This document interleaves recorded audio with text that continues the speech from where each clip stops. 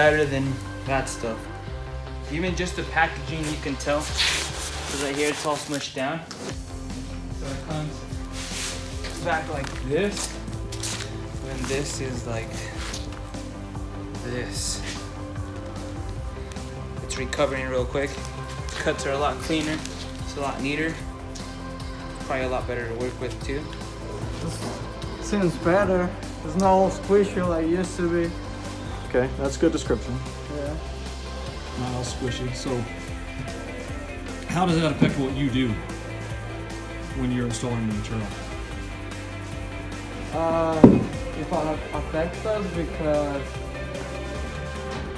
because when it's all squishy, it just fell. It doesn't stay on the stats. Okay.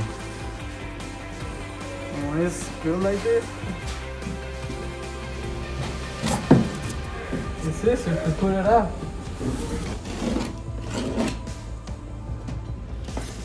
Actually, it does. And what differences do you see with the cutting on that?